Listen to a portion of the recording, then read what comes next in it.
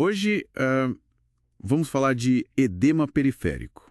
Aquele inchaço, né? Geralmente nas pernas, tornozelos.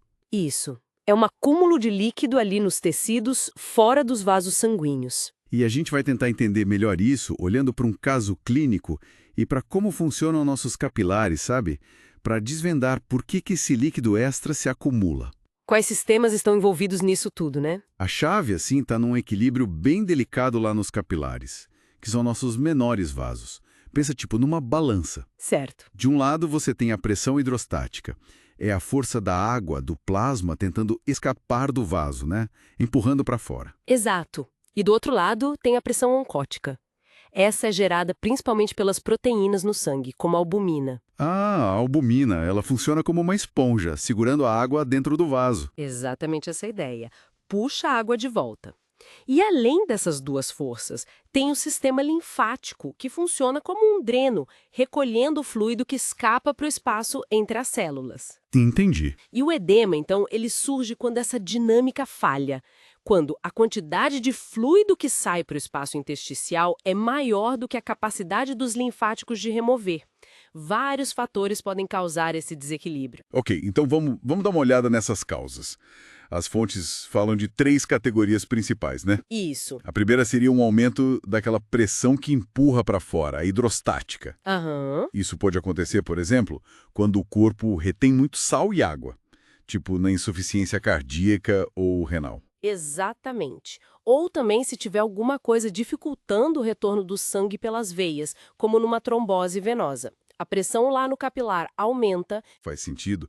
E menciono também dilatação das arteríolas. Sim, alguns remédios para pressão alta, aqueles bloqueadores de canal de cálcio, dihidropiridínicos, eles podem relaxar demais essas pequenas artérias antes dos capilares.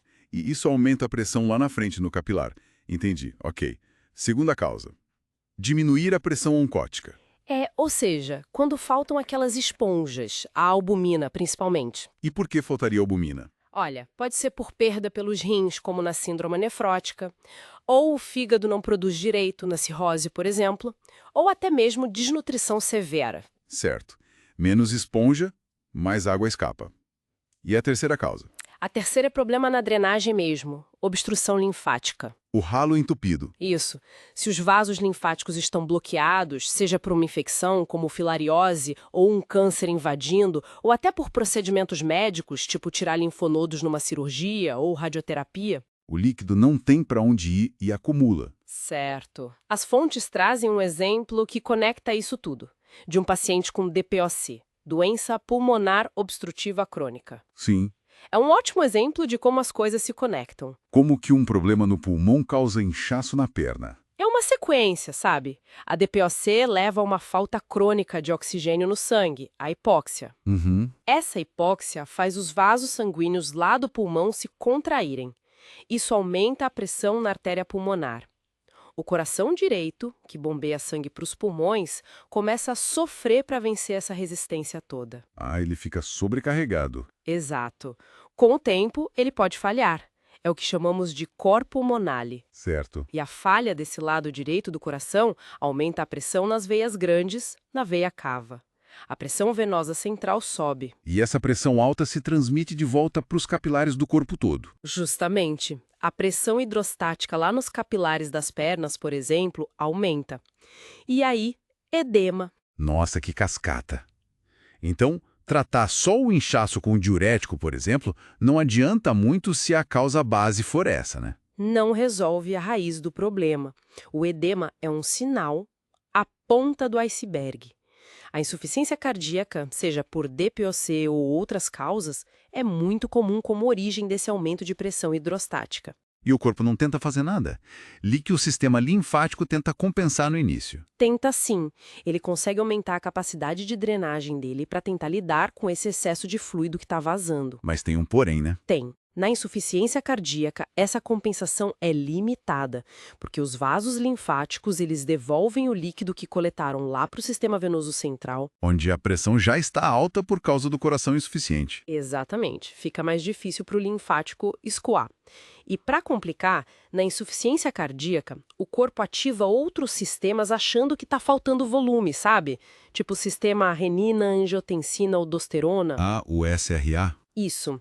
A aldosterona, por exemplo, faz o rim segurar mais sódio e água, o que, no fim das contas, piora o edema. Mesmo que o corpo libere outras coisas, tipo os peptídeos natriuréticos, para tentar eliminar esse excesso, muitas vezes não é suficiente. Entendi. É um ciclo vicioso quase. Então, no fundo, esse edema periférico é mesmo um sinal de alerta. Um sinal bem visível de um desequilíbrio lá dentro. Ou a pressão hidrostática está alta, ou a oncótica está baixa, ou a drenagem linfática não está dando conta. Ou uma combinação, imagino. Pode ser também. O ponto central das fontes é esse.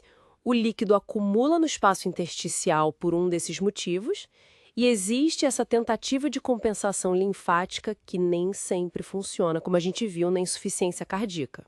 Fica aquela reflexão, né? Como um problema que às vezes começa lá longe, tipo no pulmão, ou no rim, ou no fígado, pode acabar se manifestando de forma tão clara nos tornozelos inchados. Mostra como o nosso corpo é todo interligado. Totalmente. Uma pequena alteração num sistema pode ter efeitos em cascata em lugares que a gente nem imaginaria de início. Exatamente. Fica a pergunta, né? Que outras conexões surpreendentes existem no nosso corpo esperando para a gente entender melhor?